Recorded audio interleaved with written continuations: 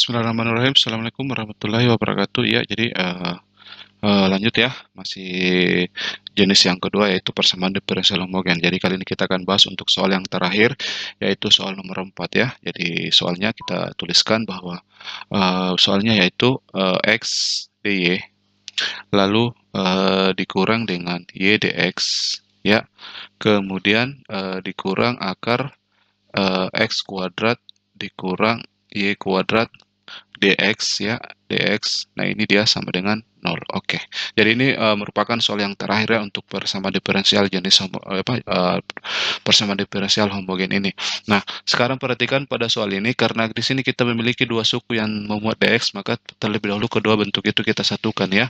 Jadi kita tuliskan x dy dikurang y ditambah akar x kuadrat dikurang y kuadrat dx. Nah, ini dia sama dengan 0 ya. Jadi bentuk ini ketika disatukan karena keduanya kita kurang, berarti kita tuliskan di sini. Berarti dia dalam bentuk seperti ini ya jika kita kurung. Nah, selanjutnya perhatikan di sini kita akan menentukan penyelesaian daripada persamaan diferensial ini ya. Jadi perhatikan karena pada bagian ini adalah dy, berarti fungsi yang dikalikan dengan dy yaitu x sebagai n. Dan pada bagian ini adalah dx, berarti fungsi yang dikalikan dengan dx ini, yaitu ini, bentuk ini yaitu adalah fungsi m ya. Nah, sekarang sebelum kita selesaikan, kita uji apakah persamaan diferensial ini merupakan persamaan diferensial homogen ya. Jadi pertama untuk fungsi m-nya terlebih dahulu, berarti mtx, dy ya. Jadi perhatikan bahwa bentuk ini merupakan rumus daripada mx, y ya. Jadi di sini sama dengan, berarti di sini min dikali, jadi y-nya kita ganti dengan ty, ya Pak, kita kalikan dengan ty, kemudian tambah akar x kuadrat, berarti t kuadrat x kuadrat, lalu dikurang y kuadrat, berarti t kuadrat y kuadrat ya. Nah, inilah hasil daripada mtx, ty. Selanjutnya kita sederhanakan ya. Jadi min, lalu di sini ty ditambah. Nah, perhatikan pada bentuk akar ini terdapat t kuadrat. Nah, t kuadrat itu dapat kita bentuk ini dapat kita faktorkan dengan mengeluarkan t kuadrat. Jadi bentuknya dia adalah akar daripada t kuadrat dikali dengan x kuadrat dikurang y kuadrat ya. Jadi bentuknya seperti itu setelah kita faktorkan. Nah, selanjutnya perhatikan di sini min ty ditambah. Nah, sekarang untuk akar t kuadrat itu dapat kita sederhanakan, di hasilnya adalah t, berarti dalam akar yang tersisa adalah x kuadrat dikurang dengan y kuadrat ya. Nah, selanjutnya kita faktorkan. Di sini terdapat t pangkat 1, pada bagian ini juga t-nya dapat kita keluarkan. Jadi t dikali min y ditambah dengan akar x kuadrat dikurang dengan y kuadrat ya gitu. Nah, selanjutnya bentuk ini dapat ditulis t. Nah, perhatikan bentuk ini itu merupakan rumus daripada mx, y, sehingga dapat dituliskan menjadi t dikali mx, y. Nah, di sini kita dapat melihat bahwa m itu merupakan fungsi homogen dalam derajat 1 ya. Nah, selanjutnya untuk fungsi n-nya sendiri, berarti kita lakukan prosedur yang sama yaitu ntx, ty ya. Nah, sekarang perhatikan karena nx, y-nya hanya x, bentuknya dia hanya x, berarti bentuk itu kita kalikan dengan t ya. Jadi x-nya kita ganti dengan tx. Nah, di sini dapat kita lihat bahwa t dikali x itu sama saja dengan t pangkat 1 dikali dengan nx, y ya. Nah, di sini kita dapat melihat bahwa n juga merupakan fungsi homogen derajat 1. Nah, karena keduanya merupakan fungsi homogen derajat 1, berarti persamaan diferensial ini itu merupakan persamaan diferensial homogen ya. Oke, nah selanjutnya kita tentukan penyelesaian daripada persamaan diferensial ini. Nah, sekarang perhatikan di sini karena dy itu hanya dikalikan oleh fungsi yang terdiri daripada suku, berarti untuk menyederhanakan pengerjaan kita memisalkan bahwa y sama dengan ux ya. Nah, sekarang dari pemisalan ini berarti kita peroleh bahwa dy sama dengan u dx ya, lalu ditambah dengan x du. Nah, kedua bentuk ini kita substitusi pada persamaan diferensial yang terakhir ya.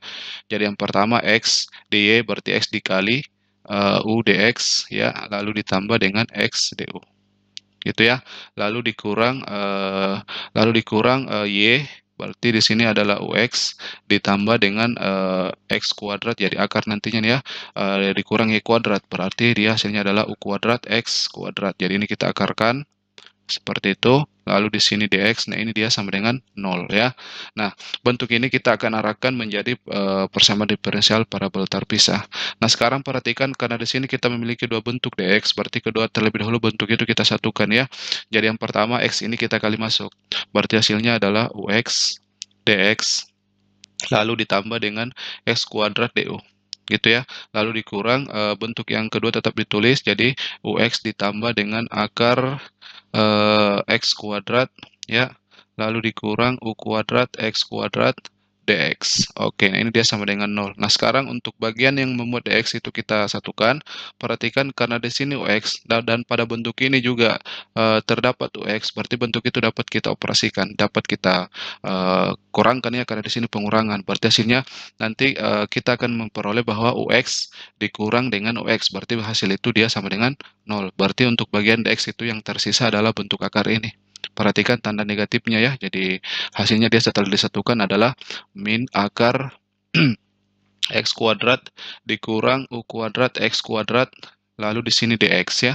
Kemudian ditambah dengan x kuadrat du ya, sama dengan 0.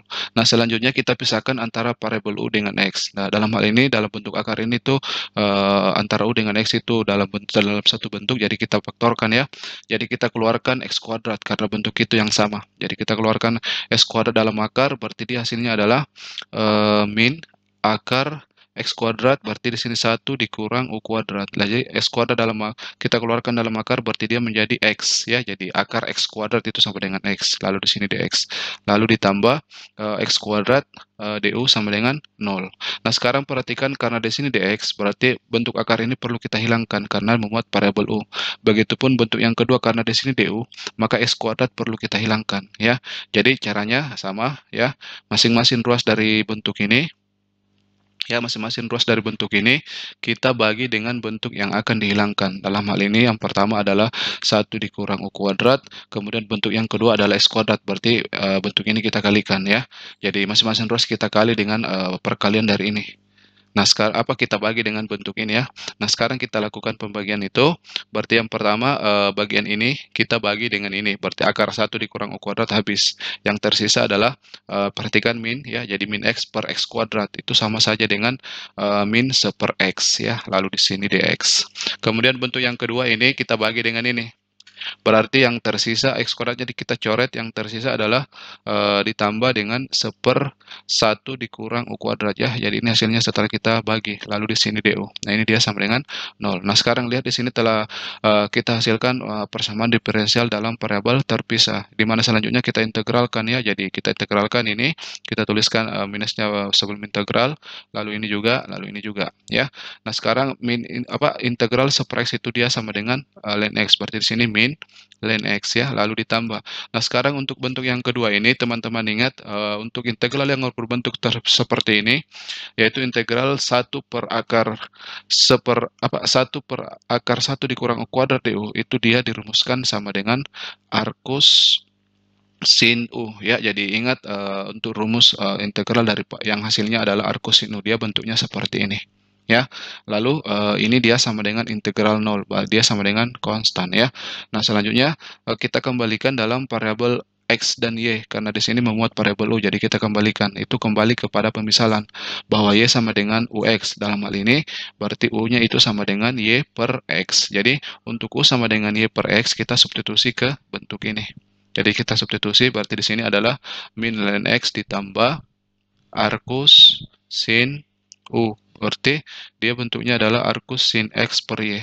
Nah, ini dia sama dengan C. Oke. Jadi inilah penyelesaian umum atau solusi umum daripada persamaan diferensial untuk soal nomor 4 ini. Jadi prosedurnya sama baik dari soal nomor 1 maupun soal yang terakhir ini. Yang pertama kita uji terlebih dahulu apakah ini merupakan PD homogen atau bukan ya. Nah, jika termasuk PD homogen, maka penyelesaiannya yang pertama kita melakukan pemisalan bahwa y sama dengan ux, atau pemisalan bahwa x sama dengan uy ya. Jadi terserah teman-teman akan menggunakan pemisalan yang mana.